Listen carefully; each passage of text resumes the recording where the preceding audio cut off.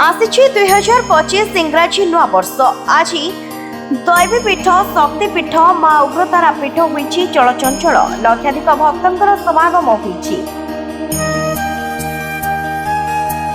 खोर्धा जिला भूषणपुर मुळीझरगड़ ठारे प्रतिष्ठित माँ उग्रतारांकर शक्तिपीठरे भक्त श्रद्धालु माने दर्शन करी मांकर आशीर्वाद नेउछंती।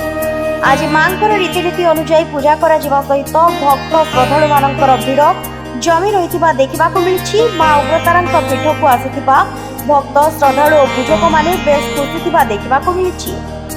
देखंतु ए होछि प्रसिद्ध शक्तिपीठ और तंत्रपीठ माँ उग्रतारांक पीठ।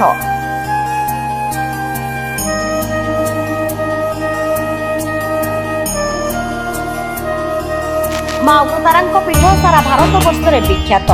एभली शक्तिपीठ और तंत्रपीठ कौन स्थान में नहीं। विभिन्न स्थान में तारा पीठ अच्छी हेले खोर्धा जिला भूषणपुर ठारे माँ उग्रतारांकर पीठ रही। कहीं केउ कालरू एठारे मुनि ऋषि माने तंत्र साधना करुथुबा किंबदंती रही।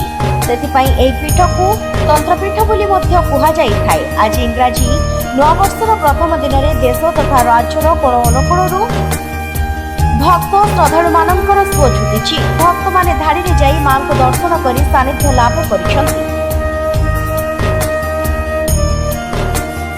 भक्त श्रद्धालु माने मां उग्रतारांको श्रृंखलित भाव में दर्शन करुछंति बोली मंदिर पूजक कहिसंति। मंदिर परिचालना कमिटीर सदस्य और पुलिस प्रशासन पक्षरु सुरक्षा व्यवस्था करा जाइछि।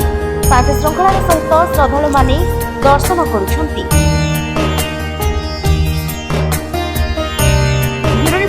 जेहेवा न्यूज।